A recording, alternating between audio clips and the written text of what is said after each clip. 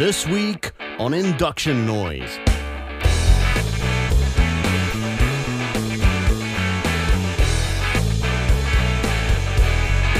Andre tries yoga for the first time. Nothing is as brutal and as physically demanding as that. Neil speaks in tongues. And I always said I want to buy a Bora and drive it back to South Africa. And I review my dentist. Absolute precision combined with this violence and physicality.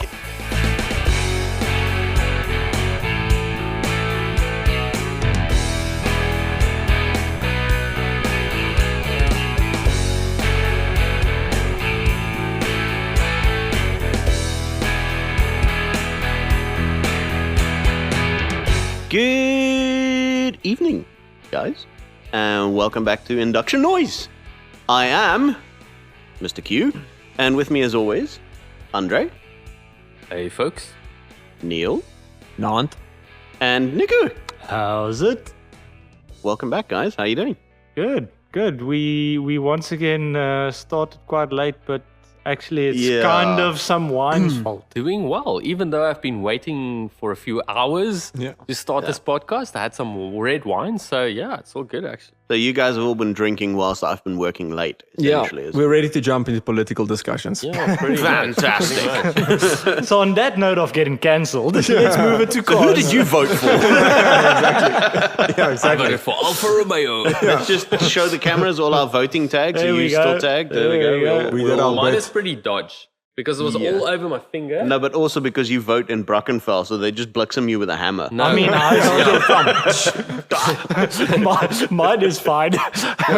they used the hammer because they were out of Sharpies. But honestly, I think they used the brown Sharpie, and this wasn't one of those weird things. My wife's disappeared like the same night. It was gone. Mine is just on my nail there, a little bit left. But if I washed my hands more often, it would be gone. So. Anyway, it was a long and frustrating day of queuing, but we've done it. Yeah. For South Africa. So how long did it take you guys to vote? 5 hours. Wow. Yes, That's sir. a patriot, bro. That's a patriot. I 3 hours for me. Jeez. You? No. I was pretty quick. I mean, I was in the queue for about 2.5 hours, but I was there at about 20 to 6. Okay. So we went the morning first. We thought, hey, we're going to go like at 10 in the morning because the earlier the worst is to go first. Unless you are the first person in the queue, if you go early when they open, that's the worst time because everybody wants to go early. So we went at 10 and there were people in the middle of the queue that said they've been there for 5 hours. Yeah. So we decided, that was me. So we decided, well, screw this crap. We are going to go and have brunch somewhere and come back later. So we also came back at about 20 to 6 and we took about an hour and a half. Which was We were there 20 to 6 in the morning. Oh, wow. We were there super early. 20 Did you to wet the 6 bed in or the something? morning. 20 to 6 in the morning, we were there. We were 8th in the queue when we arrived there. And it still took us 2.5 hours from the time that they opened the doors. Yeah. Because when they opened the doors, the systems were offline. She's offline. And then they yes. spent the next hour and a half ushering old people past us. That is true. And I was just I was just standing there going, so these because people pensioners pensioners get pushed through the queue. But if you are too old to stand in the queue, you could apply for a special vote the previous 2 days. Yeah. So why didn't they do that? Because it wouldn't annoy you as much. So I mean, to bring it's a just to bring Respect a the motoring- elderly and everything, but jeez. So what car did you drive to vote? No, I we need to freaking bring walk this there. back to. So the thing is, like, I'm happily will stand in the queue for 5 hours if you give me a olive green GT3, basically. You know, just to bring a motoring element to that. Yes. Well, So for the next voting, if you want my vote, Mr. Whoever you are, buy me a olive green GT3. A food packet and a t-shirt is not enough. You need to give me a sandwich as well. and if we learned anything from the We're not American, voting for KFC anymore. from the American elections, we just asked that candidate please classify how they spend those funds in the appropriate manner, that we don't have to sit and trial like 20 years later, you know. Yes. Yep. So let's just cut there So what cars did you drive and there? leave the political discussion there before we get cancelled. And we'll just, hi guys, welcome back to Induction Noise.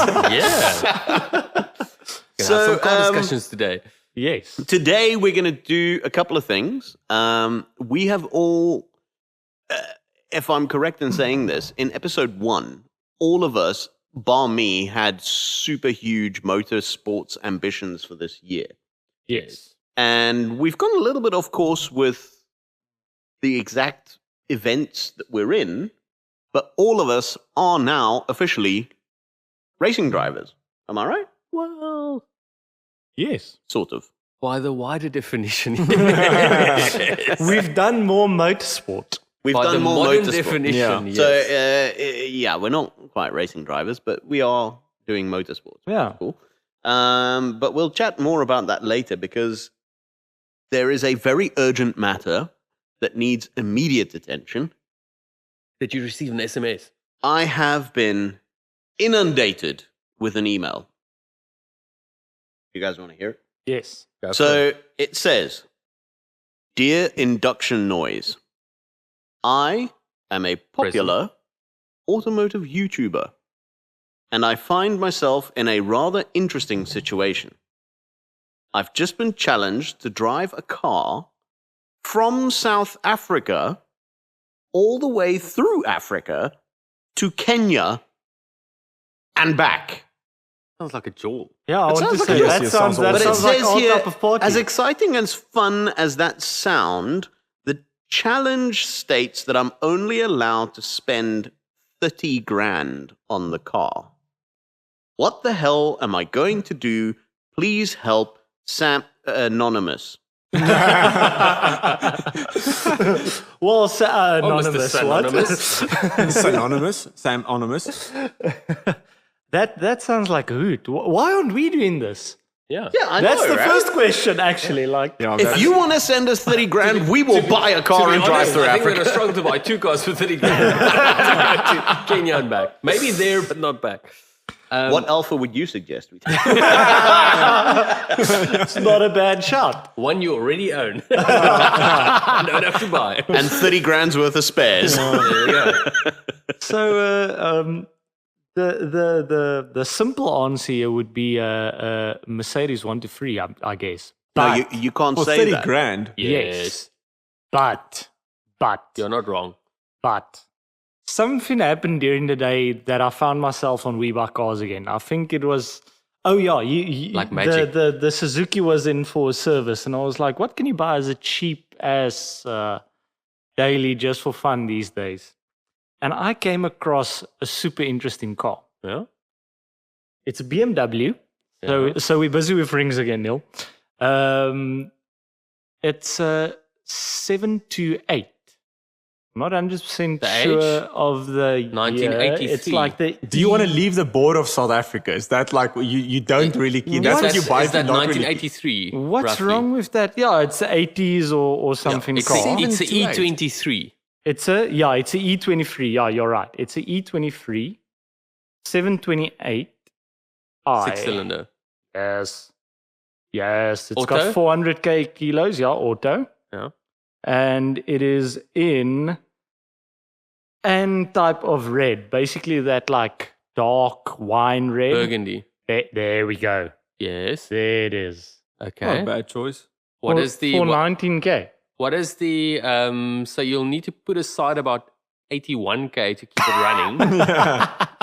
But what is the did you check the report on it? I must admit, I did not open the report.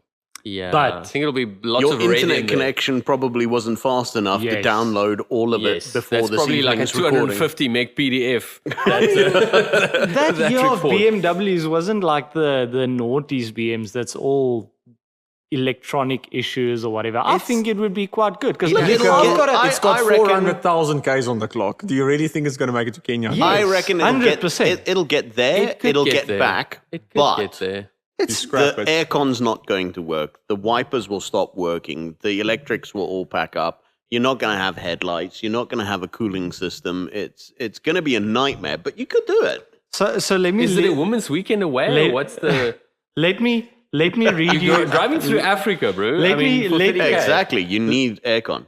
let me read you the damage reports. Engine oil leak. Any old That's car has an nothing. engine oil leak. You just Power top it steering up. pump unit leak. Fine, you just top it up with more power steering. Bonnet stay and shocks defective. That's fine. That's Well, fine. you're never going to need to open the bonnet. You're so fine. It's fine. Left front indicator lens broken. It's a BMW. Who Why are you cares? using an indicator? You're Exactly. driving through Africa.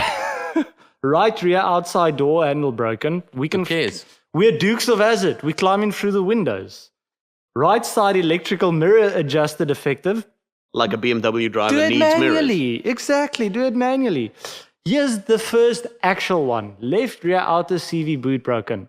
Put a checkers It's bag the over boot it. broken. It's just Put a piece of checkers- rubber, dude. Put a boot. With a condom put it- over it. Or exactly, and you're freaking fine. Something If you rubber. can't fix it with duct tape, you're doing it wrong. Exactly.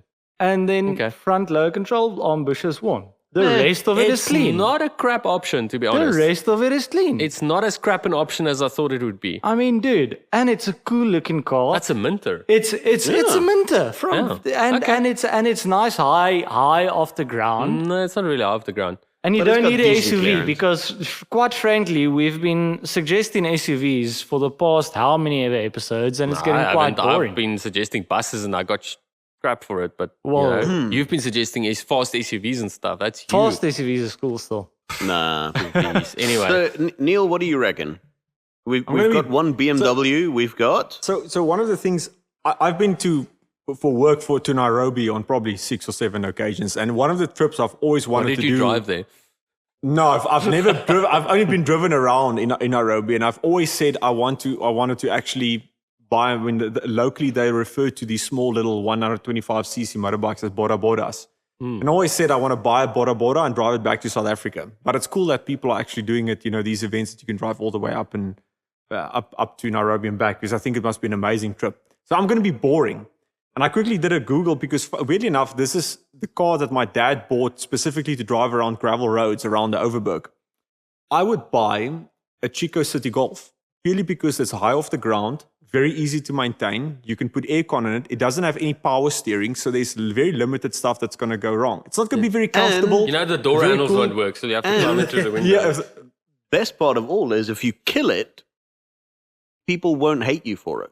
yeah. There's so many of them around. Some may even love you. I think it's so. I would go Yeah, like I a would. 1300 or a 1600 Chico City Golf. Can't you get a Velocity for that money these days? No, unfortunately not. They're probably 4 times as much or 3 times as much. But I would go more. I mean, I think if you want to do something right in sort of that fits into Africa, maybe you want to get like, I don't know what a Peugeot 504 goes for. If you want to really do something or an old Merc, Yeah. that would be the right buy. But I think I'm going to go for reliability. I'm going to go for a City Golf. My Chico. mind just went to the Top Gear episode when they went over the Botswana, when they crossed Botswana, and The Kadi or whatever it was. and the Lancia Beta Coupe was the only one with it was the one with the least issues. So that's that was kind of my Yes. thinking, you know. It the was, least issues on That's the not- Lancia that's not- Beta that's not quite- Coupe. Let's just say that's It not quite- was. let's just say that's not quite on brand. That's, So Andre went, brother, so what did you have? Brother, what's that? But I said City Golf, so what did you have? so guess what I will take? An Alpha. No. a Rev. Yes. For 30 grand. Yes. You Am can I find it correct for in- about. You can find it for about 35, and you can squeeze a bit. So you and find can- someone like Are they Andre, actually working? you find someone like Andre who wants to sell it for 16, you lowball him 30. Is that what you're basically saying? Pretty much. Or you can find one for 40 and lowball him for 30. But you can lowball someone for 30 and find a RAV4.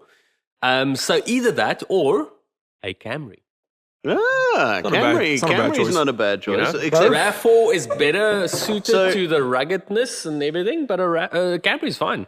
Camry will get there. But the Camry might make it to Kenya, but you may kill yourself before you get there. Just because of the depression that you'll Yeah, have because pretty of much. driving a Camry. That is true. You may give up on life before you, You may get just there. get halfway there and go, no, it's not worth it. In the same mold of a RAV, what does a Lada Niva go for these days? You could probably pick one of those up for about 30 You grand. can get it for cheap, but it's a bit of a mixed bag. Where Where do they get those? It's a 1700 petrol engine. It's a Lada engine. from a. Oh, is it an actual Yeah, Lada? it's a They get them Lada from actually, a well in a Russia Lada actually- somewhere. But It's- those were bulletproof. The Lada could go wrong. If you can find one that hasn't been shot Yeah. with too many bullets, yeah. yeah. But The problem is, do you find yourself feeling quite communistic when you get to Kenya? Is that also? you start getting a bit Rebel against the colonial. Yeah. Stalinist. Well, it was nice knowing you, Neil. So not only, so it'll either be a RAV4 or it'll be a Camry or it'll be a Corolla. You can get a Corolla for 20K, 1,300, 1,600 Here's the something. thing. I think you're more likely to get a half decent RAV or Camry for 30 grand than you are to get a half decent Corolla for 30 grand. Not really. There's a lot of because the thing is, it can be any Corolla. It can be a 1981 Corolla. Actually, those are quite the rear wheel drive ones. The boxies are actually quite tough. I'm going to stick to the Chico. Chico. No, it's okay. We'll wave at you when we go past. So I actually, that's why I said you can't say that. I actually thought straight off the bat, the best car to drive across Africa is a W123 Merc. It's just, Absolutely. that's it. But to get a half decent one that'll actually make the journey, you're probably going to need to spend more than 30 grand. I reckon. No, it'll look like crap, right? You can buy one for like 15 or 20K, and then you just work on the mechanical bits, but it'll be rusted to bits. Yeah. So when you're done with the journey, you'll throw it away. It depends on what road you're going to drive to Nairobi. If you're going to go off road, I mean, look, No, they will be off road. They will be off road. look, W123 is fine with A it. 123 can do that.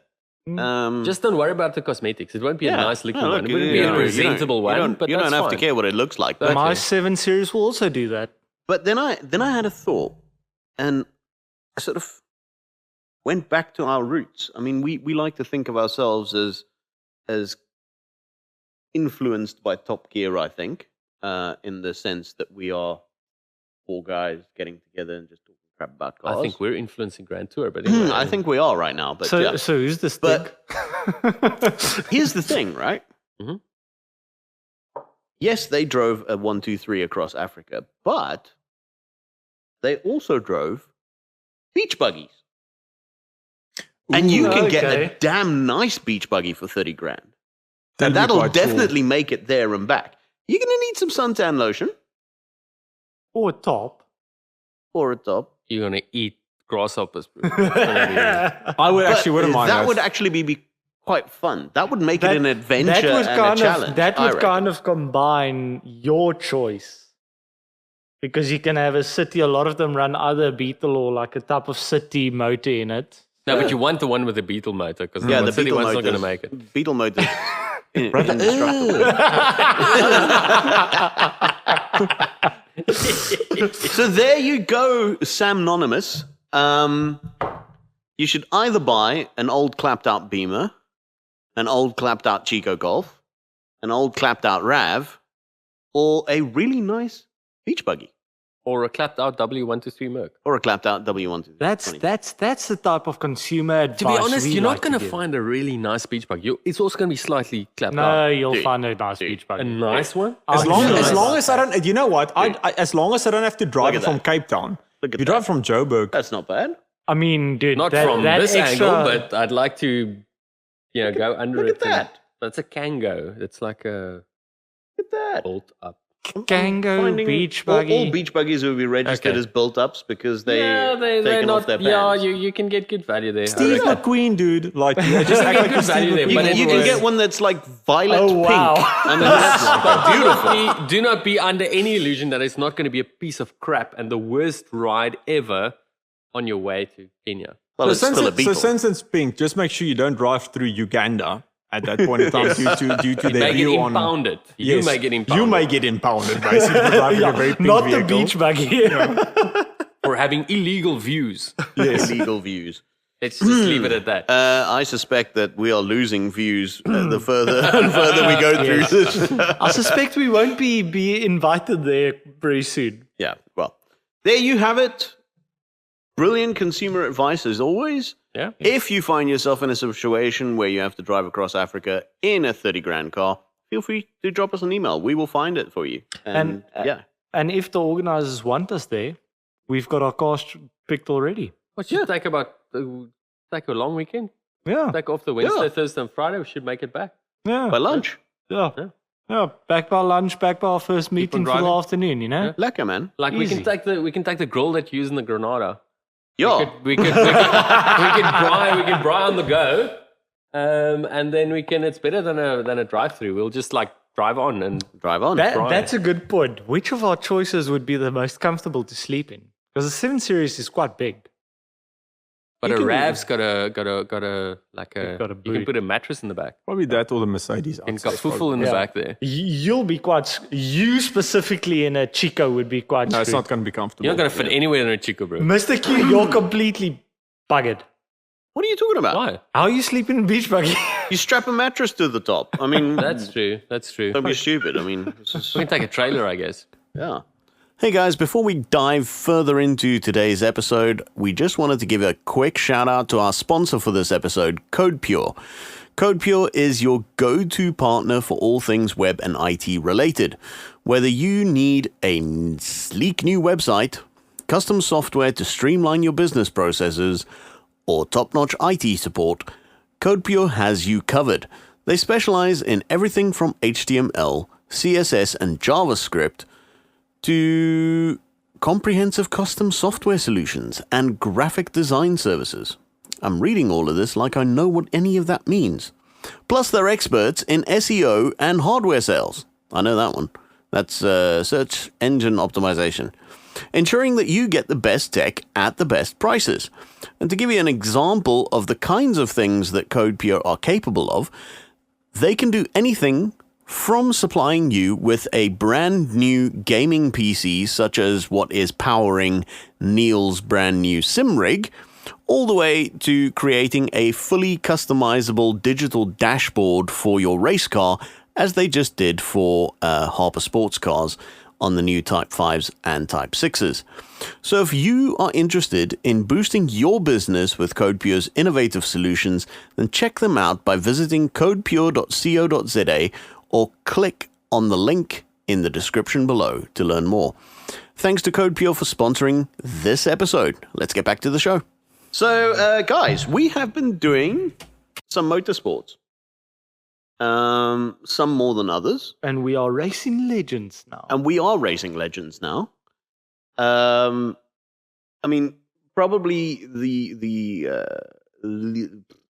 one that's least taxing is the one that I'm involved with, And the cheapest. and the cheapest, since we already own the equipment to do it, is the SRA Sim Racing Super Cup Challenge. Yeah. So we are all Polo Super Cup. Polo Super Cup drivers now. Yeah, it all started with Virtual Polo Super Cup drivers. Virtual Polo Super Cup all drivers. started with a dream. And I must say, I didn't think I would, I thought, this is going to be a little bit fun. It's going to be cool. But it sucks you in. That red mist comes down. And I mean, I was violently offended last weekend when someone dive bombed me into turn 1, taking me out when I was on track for a podium. Yeah. And I ended up finishing 11th because some person decided to inflict violence upon my car. And I've still got a bruise on my arm where the rule book hit me when he threw it out. He was quoting like Yeah. 0.72.57 says that the inside car Where needs did to you leave get that though? Where did you get that? Where did you get that? That's because the next FIA, thing, bro, because the FIA. next thing, like just for everyone listening, like Quentin even got to a point where he was looking at screenshots of the replay, circling events, and then he screenshot a rule book or an exit from a rule book somewhere. FIA rule book. I got flashbacks from Toto. It's like Michael, I will send you an email. I will send you an email. I will send you an email. No, Mikey, no. Michael, it is not right. But, So Quentin, did you read the in your mirror? It says objects in the rear might be closer than they seem. Did you see that in your mirror when you? no, my PC is a bit crap, so I don't have the resolution to actually read stuff that's Got on the the mirror screen. switched off. So yeah, I mean, No. my point is just that you don't expect to be drawn into the competition as much as you do, and you get excited about it, and it's the racing is genuinely tight. I I mean, especially on Aldo where we raced last weekend, there's no real overtaking opportunities on that track You gotta with send those it. cars. You've just got to send it, wait for other people to make a mistake, and then be ready to capitalize on that. And I think between 80 drivers or 75 drivers, there was about 2 seconds gaps between everyone. Yeah, Yeah. it was tight. No, It was it's a very really close. tight field. It's crazy. Yeah. It's And crazy. the thing is, I think what's kind of cool is we do learn a lot about car setup. Well, I was Because- just about to because say, none of us- we are very much experimenting with car setup Because at the moment. not a lot of us have experience with main circuit road car and racing car setup, right? So Neil and I have got a bit of we dabble and have a bit of experience with karting setup, right? Which is very sensitive to setup. But a car is a whole different ballgame because a car's got a suspension. So there's geometry and all sorts of weird things that come into play, where a kart is pretty much, there's 3 or 4 levers that you can change. With a car, there's about 30 to make the thing quicker. So that's quite interesting. And what's also interesting is for like me and Neil, for instance, we don't like running tow in the front. Where Quentin, you can't drive that car without tow. No, I must have some toe in on it. I need tow out. I need tow out. I Toe need, out? Yes, for better turning. You Tow don't, out you gives you mean worse tow tow in. in. Yeah, you mean tow in. Oh, is it Positive tow, right? Yeah, sorry. Yeah. Like Positive this, Toe in. at the front. No, that's That's- camber. No, No, that- you knob. Looking from the top. Yes, it's camber. Looking from the top, looking from the front, it looks like that. That's camber. Yes. But looking from the top, Oh, That's yes, sorry. toe in. sorry. Toe in slow. It gives a lot more stability, but it slows down your turning. So you need toe Yes, out. toe makes out it is more, for turning, it's yeah. for better turning. So yes. toe in No. gives you better turn in. No. Yes, I'm it going to does. Google this doesn't. now. Also, yeah, Toe out gives you turning. Toe out Nah, I don't gives think you more stability, but both cause your tires to warm up. Yes. Yeah. So any toe in any direction and camber as well. But if you want a to heat up darty your tires. nose, if you want a really darty nose, you want to toe it in slightly. Toe Yeah. out. So toe in. I'm sorry to say, but Yeah, it's Andre and toe I in. are correct. Thank you. What? Toe The- in means the front edges of the tire are closer together than the rear edges, enhancing Yes. stability. In contrast, toe out means the front edges are further apart, improving Yes. steering response, yes. but Which means potentially turning. reducing straight line stability. Yes. Yeah, All I certainly. know, all Which I know means about turning and not straight line. all Yeah. I know about tow out is with a drift car, you want tow out so that you Yes. can so that it self steers. That's all I know. Yes, about so so that this it is- turns in much quicker. So this is also why Counter we steers. after yeah, but I mean, it turns in. 3 rounds have still not figured out the setup because we learn as we go along. yeah, we're still not fast. We're still not that fast because we still got a lot to learn about the setup. But But I have at least figured out how to not overheat the tires. Yeah, because we all went the wrong way also. you Well, know? I'm running my tires almost freaking flat, and I was fastest at the end of my race, so I was happy with the tires the way they were. I it's guess, strange. but it also depends on how your setup is and how you drive, right? Yeah. So I try to not drive too aggressively. So I try to, and I could see the other guys in the race were starting to overheat and starting to spin and whatever. So I was just putting pressure on them. But yeah, I It's wasn't, fun- I wasn't it's in the fun, big though. leagues like you boys. I was only in Division 2, I mean, but it was fun. I mean, it's Neil was the fastest. He spun out a few times in the first race, but he was the fastest, and he was running in front with the reverse grid. No one could catch him for most of the race. Yeah, until I also got into my own sort of tangle. But that's part of it where I think we were chatting furiously about it after the race, after all our various incidences. And that's the one thing I still think that sim racing cannot simulate is if you've been on the track in real life, you can see also where some people would do things in the sim, and that's part of sim racing. It's not real life. I know that.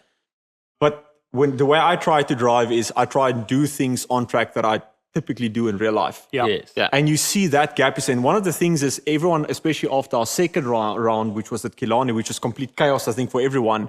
Everyone said there's these tools with sim racing where there's something talking in your ear or there's a visual representation of where the cars are. And from my perspective, in real life, you don't have that. You don't have this little camera from the top or a race navigator in your head saying there's something. You have to do that by instinct or by looking and by hearing where the cars are next to you. But you can you've actually got a 360 view. You can look over your shoulder and Yeah, see it, yeah, right? that's what I mean. Which, I mean, which you are you- lacking in the sim. So that's why you Exactly. need all these other things to help you. Unless you've got VR, like these Boepinsvarken. Nico and I drive in VR, except for the last race where I couldn't get my VR to work. So I actually had to, at the last minute, rip my entire setup apart and put 3 screens on it. That's not a bad setup though either, right? Yeah, 3 screens. The thing is, when you're sim racing, having peripheral vision is very, very important because you need to see what's next to you and behind you, and Just see the turning points. you got to see apex. And That's the thing. You can almost, when you're going around the track, especially in Division 3, where the sort of more entry level guys are, you can see the guys who are driving on a single screen because they are always crashing into people next to them, and they are turning in way too early.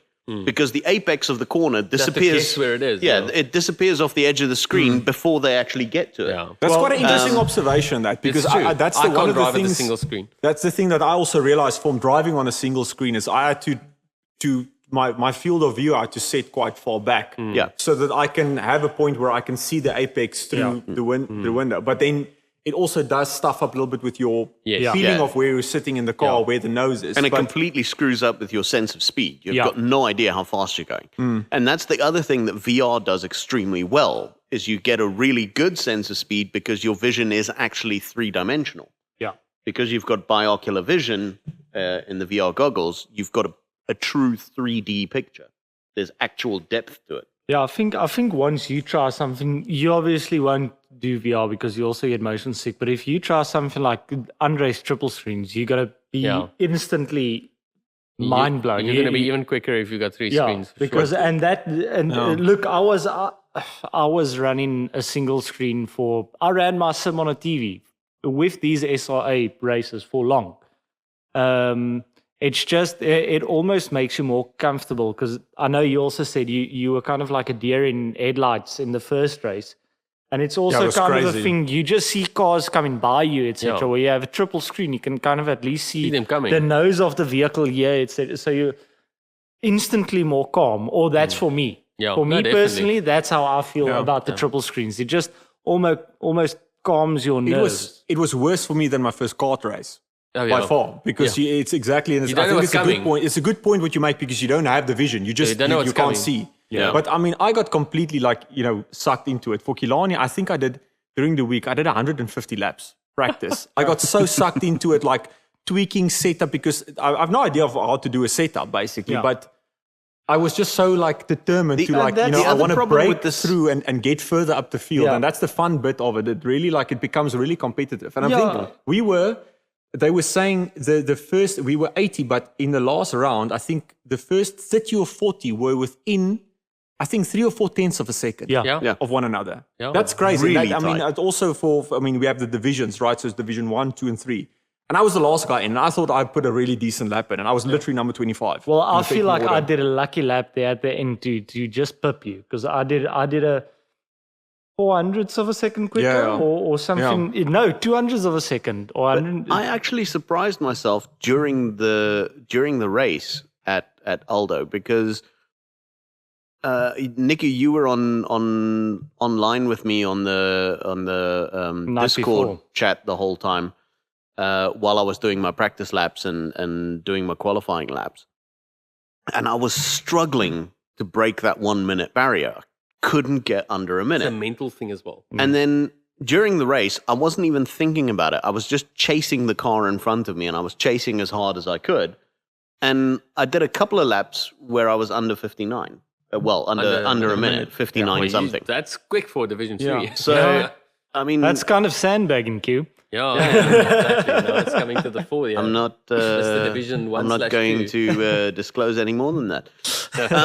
But yeah, I mean, if you haven't tried sim racing, you really should, you're because missing out. it's a very cheap way to get into real motorsports because it really is. What's It's kind of racing. cool about it is the fact that we're kind of doing it together as mates. Yeah. So we're a team.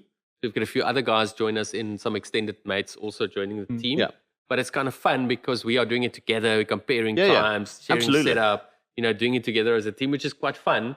If you're doing it on your own, it's also a little- fun, but it's a bit. Yeah. But it's a It's little kind different. of cool doing it with mates, kind of keeping you accountable. And- right? Say, cool, are we racing on Sunday, whatever? Also, hats off to the guys at SRA because organizing this thing, hosting it. Massive. It's a massive undertaking, and they do it all for us. And I mean, you've got 80 people complaining about incidents. It's a thankless job. There's always, you could do this better, you could do that better. So no, definitely. So, I mean, we've had one or two minor technical glitches, but they've always been pretty quick to sort them out. We put our time in there. It doesn't cost us anything. I mean, it's really... Exactly. Like I mean, it's free.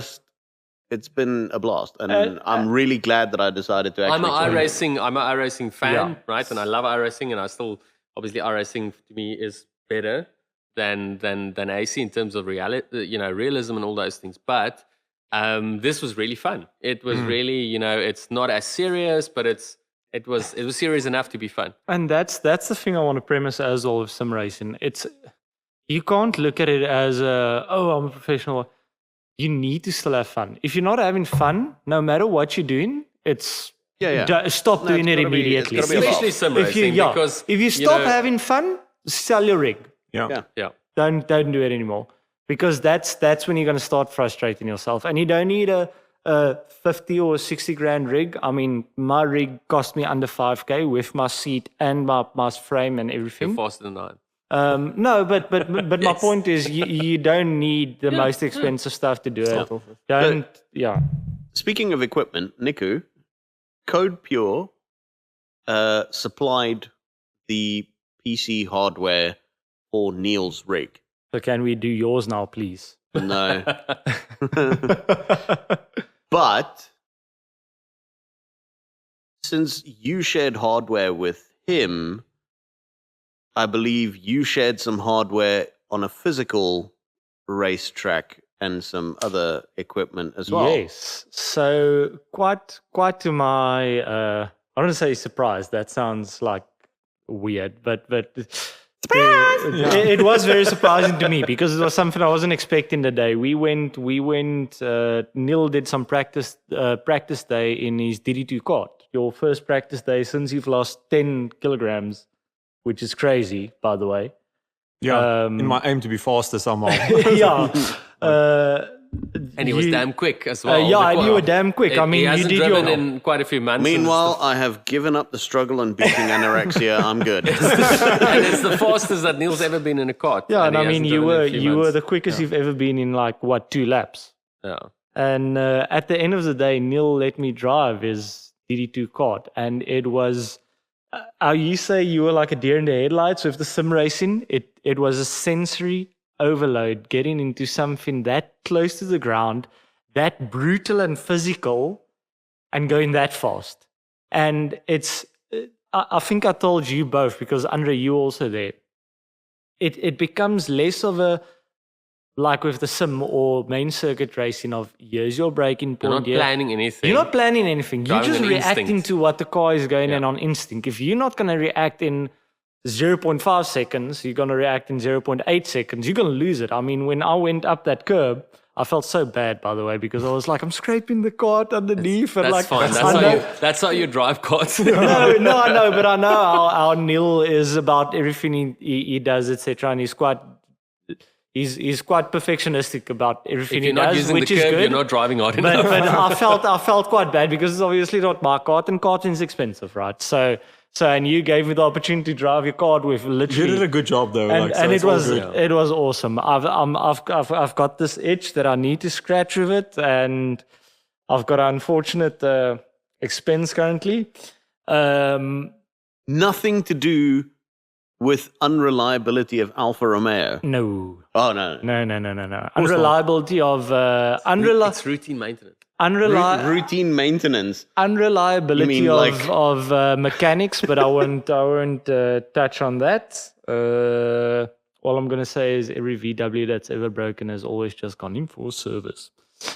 It's never broken, it's got in for service. Yeah. You know? It's always like that. No BMW that's ran bearings it was always routine maintenance. Routine maintenance. So I've got a bit of an unfortunate expense there. Routine maintenance. Yes, I've got routine maintenance because of previous mechanic. But yeah, it's really I can't. You try and explain something like that, right? And you guys have tried and explained. So we've tried to explain it to you. Yes. So how do you from before you went there, before you went out in a DD2, and when you got back, how did your perception change of it? Because just for listeners, so DD2 kart is what Neil and I race. Done some regional and national racing in DD2. It's the fastest Rotax kart that we have in South Africa. It's got a gearbox. It's a 2-speed kart, and it's got about 30, 2 speeds, fast and fucking fast. it's a 2-stroke kart, 125 cc, and it's got about 34 horsepower with 2 gears and at Brakes in the front as well. Yeah, disc brakes all around. In Cape Town at Killarney, we do about the fastest guys do about 126, 127 k's an hour on a very, very short circuit. Yeah. So yeah, it's quick. So for me, right, and I'm not taking away anything from it or so, but my best way to ever explain it is to say, if you've ever gone karting at your normal whatever place in a Century City, rental City or karting. whatever, Shopping mall rental car. you usually do in about 2 10-minute sessions or so, or 2 15-minute sessions or so. And after those 2 sessions, you're quite sore. Take those 2 sessions and combine what you feel in soreness-wise into 1 lap. That's how your arms is feeling after 1 lap. But the biggest thing of it all is you need to switch your mind off. You don't need to think about, is There's this no safe? time to think about there's anything. no time to think about it, because it really happens so fast. So I've been on fast motorbikes, I've been fast cars, but I've really not experienced anything that you can get the sense of speed. I think it's as brutal and as physically Yeah. demanding as that. So I mean, my superbike was way faster, obviously. Yeah. But that acceleration, and I'm not talking the 0 to 60, I'm talking that almost like the The lateral 20 Gs. to 100. Yeah, that's And then the speed you're carrying in. That once you at the top of first and you go to second on it, Hit that power band. it pulls your head basically it eventually. really That's, pulls your head. And we pull under braking, it pulls about almost 1.5 Gs under braking. So that's something that's new for most kart drivers. Haven't experienced a kart with strong brakes. And That's the these other thing things I still want to don't mention. have harnesses or Nothing. seatbelts. No? Nothing. So you Just are sit on top of it you're just sitting on top of You're it. sitting on top of it, Pulling and these, with your shoulders and your head sticking out. I mean, you've got rubber hitting your helmet and whatever, and that's something else as well. You don't think, I mean, I kind of went dumpster diving for a set of tires because I saw That was a good all the, find. yeah, that was a good fight for me, really. Yeah, there was a set of tires in the dumpster. I'm like, Neil, is there something wrong with these tires? Because obviously I don't know anything about karting. I'm like, but they look brand new to me because they had a groove, and that groove was quite deep, and they still had the little nibs on the side. I'm like, is there anything? He's like, no. Michael Schumacher used to drive on dumpster tires. So, There we you go. know, It was a decent set of tires. Yeah, that you it brought was a there. very good set of tires, was. and they were super grippy. And you don't expect in a go-kart to mid-corner just touch the throttle a bit and the arse to come sideways. out Yeah. completely. And the one thing I was struggling the most, and that's where I think a lot of you guys get your smoothness in a driving style from. Like you said, you're quite a smooth driver, and Neil, you're also quite a very smooth driver when I look at you in the sim, etc. Mid-corner, to manage that kart mid-corner is quite tricky. I don't know if it was my length, if it was maybe my shoe catching like the cable on the side, but I was quite juddery in the corners, where when I watch you two do it, you're just like, well, it's perfect. How did they go? There's two sides to that. So the one portion of that is that obviously if you've done it a while, you learn to be a bit smoother. And obviously my first time out, I was definitely not as fast as you were, and neither was Yeah, Neil. no, you were very So you quick. were very impressive. You were like about 3 seconds off what I would do now in that kart. I still think And I would you guys only, are just being nice be to able me. to do 2 laps because then I would be dead. I So really you wanna have stop. to. You have to buy a car. I because really there's didn't no wanna choice. stop. I wouldn't have really- been able to do as many laps as you did, that's for sure. So I've got a stupid thing in my mind to say that fitness-wise, no matter what, I can be as fit as I was 7 years ago. In my mind, I'm still that guy. Even though my dad would tell me I'm not, I was a fat bastard 7 years ago, so I'm still fine. and my dad is really the guy that got me that fit and helped me through, everything I did tennis-wise and athletics-wise, etc. But he's the one that also taught me about everything you do is kind of a mental game. So in my mind, going into the kart, I know you guys said 2 or 3 laps and you're done. And I just thought, no, never.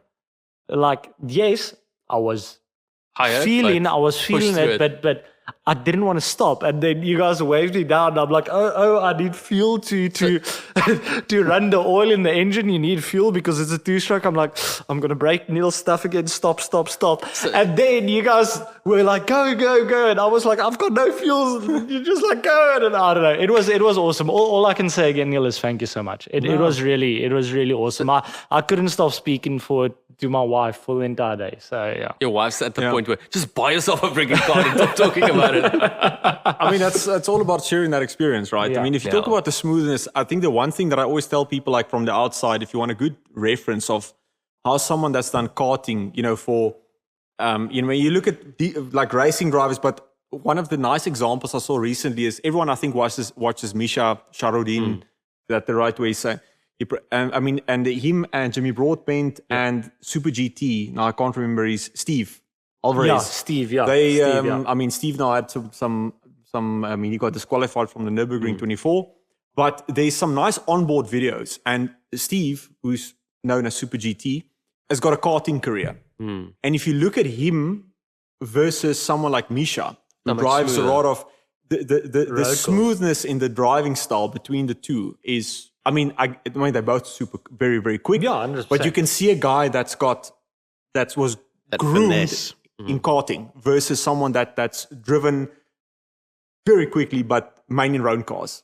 It's a big difference you can see in the driving style between the two. So I have to say, Jimmy surprised me with that because I kind of thought, look, Jimmy is a brilliant driver, but he's a sim racer. Very quick. That's what he's. But he's super quick. He's probably. But I think that's also kind of that sim mentality of no fear. Yeah. You drive with no fear. But he's also smoother than Misha for me. Yeah, which is quite interesting. But I think that's kind of the road car tendency of what Misha does. You have to manhandle a road car. Where Jimmy again drove GT3 classes and Formula whatever V etc. on the sim. Praga prototypes. And then eventually, well, that's just on a sim, and then eventually he did the actual drive in the Praga, which I think was kind of like a mental switch. And I think that's probably a real big boy kart. To jump into a Praga. You guys actually bring up something that's quite interesting, though, because for me, karts, especially faster karts like the DD2s, have always been kind of hard to explain exactly how it feels, because it's a very odd combination of absolute precision and finesse combined with this huge violence and physicality and just. Like you say, you've got to manhandle a cart. To me, you've got to manhandle the cart, but you've got to manhandle it very exactly. You got to work with it, but not let it get away from you. It's like hard work, but it's like swinging a hammer, trying to hit a grain of sand. It's weird. We'll get you in the kart as well, Q. Yeah, we'll get you in the. The thing is, I've got a weight disadvantage, so karting for me is a waste of time. I need more horsepower. This is what I told Neil as well. I would even be happy with not racing a kart, just getting a kart, even if it's like the cheapest clap-out kart I'd love that to I just could get. have one that I could drive, and I just think they're have huge one fun. for like the practice day where Neil was, and we could with practice day just have a bit of fun. With each other. DD2s are fantastic. I mean, they are the closest you can get to the same experience and braking and all those things. They're more like a one-seater. They're kind of that bridge between a one-seater race car, like a mini Formula One type of car, and a kart, like a traditional kart. And then you get the more traditional karts that have no gears, so one speed, and it's only got a rear brake. The Senior Max karts or the Clubman's karts that we call them at Killarney, you have to be very smooth, because if you lose your footing, if you spin or anything, you can't gear down or anything, so you lose a lot of speed. So a lot of the purists, a lot of the one-seater kind of purists like driving those karts because they kind of, The they old call it school stuff. the Max Challenge karts. Guys like Andrew Rackstraw. Andrew is Senior Max karts that everybody races. Shoal Fisser as well, one of our local dot shots. They drive Senior Max. That's what they do. And also Super smooth. Tate Bishop as well. Because you have to be so smooth, and they are world-class smooth, those guys. I mean, Andrew Rackstraw's, speaking of racing, he's currently making is kicking ass and big taking waves in the UK, driving both in a Formula 4 championship, the national championship. There's numerous races where he started from the back or close to the back of the grid and just came through the whole grid and got on the podium and actually won a race from the back. Again, you say he starts at the back, but that's not because he qualified badly. It's just because everyone from first position to 20th qualify within like such a small But also he's had space of time. he's had some bad lucks where people have taken him out, Yeah, etc. But still, he comes from the back and he He's the fights new back. kid. He's getting bullied. Yeah, but I mean, he's going to happen. And he's pretty much been dominating the rookie side of things, and now he's driving Porsche Cup, UK Porsche Cup as well. Yeah. And his first race, he was right up there in the sharp end. He's always the first rookie, and he's always kind of in the top 6 of guys. But I think it's also a bit of a bit of a baptism of fire because those guys, that's rough. Yeah. Those guys are they rubbing is racing. They aren't like, hey, let's be very super clean going to the first corner. Those guys have elbows out with like proper over R1 million Porsches. Those guys are GT3 Cup cars. They also have the budget, versus like if you think about a lot of South African racing, I mean, a lot of guys, I mean, you have to consider the fact that you don't have the budget to fix $1 million or like a couple of bar. Exactly. So I mean, those guys are all fighting. I mean, they're the closest to becoming full-fledged GT3 or Formula drivers. So they put everything on the line. Racing budget is an interesting thing to bring up because we are going racing in a proper, sanctioned event. Finally. But it's a little different when it comes to the budget because we're not spending millions of rands on the car. No, not quite. No. We are going to be, you guys are going to be driving. I'm just part of the team. I'm going to be changing tires and stuff. Team manager. No, Mikey, no. Mikey, I will send you an email. We are going to send a lemon around Killarney for 9 hours. You'll basically be our Toto, right? Yeah, I'm going to be Toto. I feel like he's Adrian Newey. You reckon? He's our Newey. No. Neil is the Newey. Neil's the engineer. He's Neil the Newey. Newey. I'll flop with the fuel calculations. So that's as much as aerodynamics. What's aerodynamics? Yes. Yes. And just to explain why Quentin and Neil is not driving, I think we discussed this in a while. And I mean, Neil had, as we said, he wanted to do his karting seriously, and he got a rig for himself to get some serious seat time in, etc. So he had other goals for this year for racing, if I can put it like that. And you've got business ventures, Quentin. Yeah, I've got business aspirations, but mostly I'm in a position right now where I simply cannot justify putting money into a race car when I have my Harper sitting in the garage on stand. No, 100%. But what I'm trying to get that car is going to be my priority to get that done. We kind of lucked out because your brother had a car. Wait, we're not announcing anything yet. We're not going to give the details. We're not giving anything away. I'm not giving any details away. We are going to be, in the near future, we're going to be doing an episode where we are hopefully going to be recording with the car or in the car or on the car or around the car, but we will be showing you guys what we are going to be driving at iLamuna for 9 hours, guys. Can we say who's the other two drivers? Yeah, we can. That's kind of what I want to get to, is that even though you guys won't be driving, it's going to be quite special for Andre. Because sorry, that was me scaring myself hitting the mic, trying to point at Andre like, you naughty boy. It's going to be quite special for you because you get the opportunity to do it with your dad and your brother. Yeah, so my younger brother, who's much younger than I am, and my dad is also going to race with us. who's presumably much older than you. Slightly. So we've got, it's about 3 years between the two of us. So I think my discovery age, my discovery medical age is probably about 3 years difference between me and my dad, to be honest. And I think I'm higher than he is. At least you don't need to do the EKG and stuff. No, but you had to fill in like what medication are you using and all this stuff. I had stuff to fill in there, my dad doesn't. I don't have space on the form to fill in. Can I get an A4 folio, please? So yeah, no, my dad's very fit and in shape and in a much better shape than I am. But it's going to be my dad's first time racing at Killarney and my brother's first time racing as well. So, and then Nico's the youngest of all of us. It's going to be my first time racing at Killarney. It's Nico's first time at Killarney as well. I raced at Killarney. 13. Are you old enough to race at Killarney? I'm just, I mean, we established. I signed as parental guardian. Basically, it's fine. It's fine. Hey, I didn't have to try twice to get my racing license. Nice. That's just because they sent it to you in the You mail. got the first time. There we go. Well done. Well, nicely. There's still one that you took 2 times with, so we'll still remember that. We won't forget that. Fine. Well, which one is disqualified and which one is race finished again? But what is kind of cool is we've got a lot of guys racing for the first time. The last time I raced at Killarney was 13 years ago. It was the last time that I raced there at the main circuit, right? Yeah. So I've done some track days, but that's the last time that I raced there in Anger.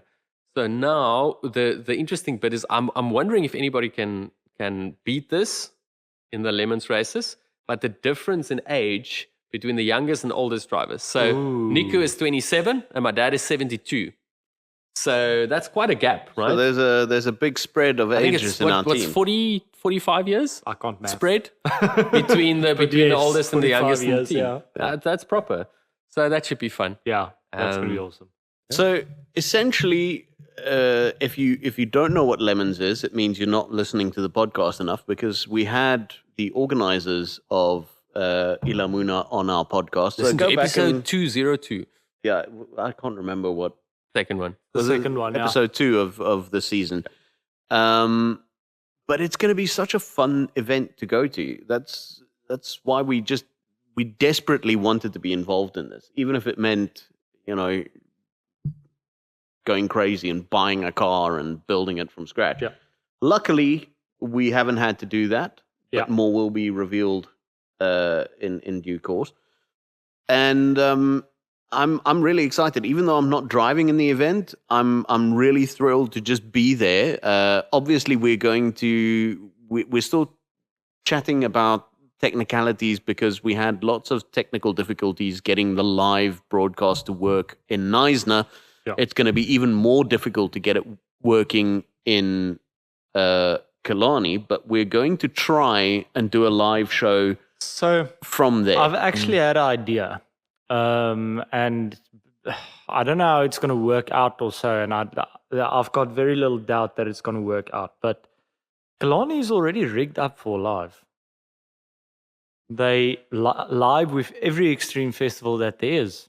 Yeah, I don't know what connectivity they use for that. Yeah, I don't I know, but we'll figure it my out. point We'll figure is it out. they We know- already rigged up, so maybe We'll figure it out. There's a way we Maybe can we'll do figure something something. out. We'll do Q something. and I will end up in the commentators booth, basically. Yes. Just Yeah, basically. start like talking to everyone. Then Two Boepens Varken Yeah, discussing racing. for 9 hours flat, that guy's going fast. that guy's going fast. He's making a left I run turn. Murray You know what? Walker. Yeah, With a 9-hour episode, it might be the first time Yeah, we run out of exactly. things to say. So Neil will be our own Murray Walker. Try not to mention Johnny Herbert. It'll be hard. So what's kind of cool about the Lemons as well, so we're obviously involved in those groups and just seeing all the guys are involved. I mean, we've had guys I'm not sure if they are coming down for this one, but I mean, we've had for the Lemons in up north, in Gauteng, we've had the AMG Academy we had guys. the AMG Academy guys awesome. racing there in Mercs. So some of them may be coming down. We've got other guys who's racing in Dr. Mike Verrier we spoke to at Samola as well, racing the V8 Z4 up the hill. He's also coming with his Hyundai. We've got a bunch of guys who are racing different things, racing national things that are actually coming down for this. And then you've also got guys like our friend Kieran Stadler, who's our first top fan. Oh, yeah. And he approached us the other day because he recognized our voices and said, "Hey, are you guys from Induction Noise?" And we said, "Why?" we were in trouble. Usually it means we're in trouble. And he said, "No, I kind of like what you guys are doing, and you guys convinced me to enter Lemons, and we are busy preparing a car." And I'm glad to see on the Lemons group that he's actually, making progress and upgrading the car, and they've got a very Golfie cool. that's quite quick. Very, very cool. So yeah, I mean that's what we're about. We want to encourage people to get involved in motorsport, and I think today what we're discussing as well is there's lots of ways to do it. There's lots of ways to get involved. So look, iLamuna is not too far away. I think it's about a month. It's a month away. Yeah, it's a month. Jeez, that's short. It's exactly so qualifying is exactly a month and 1 day away. Well, depending on when this episode airs, but yeah. Yeah. Yeah, true. From when we record, that's okay. I believe there are still a couple of entries available. I think there's still a few interests available. And if you have any inclination to do it, just do it. There are guys selling lemons on the groups as well. Yeah. So you might not need a lot of time to prepare a car to do the race. So it's possible. You're not too late. You can still get in it, and it's gonna be such a laugh. Yeah. I mean, so look, the anybody's welcome. And I think the entry fee is not cheap. It works out with VAT. You get tires. No. I'm saying with VAT it works out to roughly about 20,000 rand, including VAT. compared to given the amount of driving time that you absolutely. get, You actually get 18 hours of driving. Yeah. You get driving on. You get to drive basically the whole of the Friday to practice, qualify, all those things, and then 9 hours on the Saturday. and compared to other motorsports events, it's amazing. it's still a lot cheaper. Absolutely. Put it like this. You split it 4 ways at I want least. to say, put it like this: it's $5,000 ahead. You can't go do. You can't go do. You can't go do a advanced driving course for $5,000. Aid. Yeah. Yes, aid. Neil, do you want aid or what's going on here? like you Not for $5,000. Yeah, you're looking at me funny here. No, not at all. I'm actually looking forward to also just being part of like a bit of a racing team, right? So we've got going to be like a little bit of the support crew. And I'm not supporting and joking, helping there. is everybody in that team is going to be super crucial because most of us don't know what the heck we're doing. No. So we're going to need all hands on deck. I can pretty much swing a spanner. I can do that. We need a lot of that. And if anyone wants to come by and help, Neil's got the reach to clean the windshield. If we need that done. So I think we're good. So we've determined if the motor goes, Neil is so fit now, he will push us around for 9 hours. Yes. You got to weigh 40 kilos once you're done. And I'll sit on the back with a microphone and a loudspeaker going, "Mee." No one will know the difference. So now it's all the fun and games of getting this car, or whatever the car will be. We'll announce that. But getting everything sorted and getting everything in place, and there's safety items, and we need to sort ourselves out. It is a proper motorsport event. So there are safety requirements for the cars. You've got to have a proper cage. The safety requirements are actually relatively strict compared to normal, regional and other racing. It's actually on the high end of it, which could be a bit frustrating because you have to spend a bit more money to get some of the safety things. But on the other hand, nobody's ever, when they got into an accident, complained, "Ooh, there's too much safety." So it's a good thing. It's good because you've got guys that's not raced around Killarney, and you've got people that's raced a lot. So but there's a bunch of also guys. I think there's going to be more guys that are new to racing, or that have Which is really great. little experience. Which is So, but there's a bit of risk in terms of guys just not knowing where to go. There's also sort of method to that madness because as Mark mentioned in the episode that we did with him, by making the rules quite strict on the safety stuff, it gives the event a really good reputation, but B, if regulations and safety requirements at the tracks or for MSA or for WAMSA or whatever get increased over years, You're ready for that. you're already geared up for it. So Also, if you it's- spend the money and get your car ready this year, chances are you'll be able to race it next year without changing anything or doing anything to it. You've got longevity in the car, so you don't have to keep spending money on it every year. Also, not dying is underrated.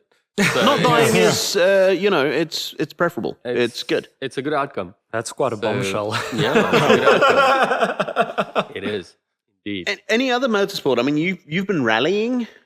I was, No, we supposed haven't to, lately. I was Yeah. supposed to rally this weekend, and Your navigator, my navigator flaked out had on other you. ideas. I didn't prioritize motorsport that over was you that know, was bad. personal entertainment or whatever it was. But anyway, we won't keep it against him.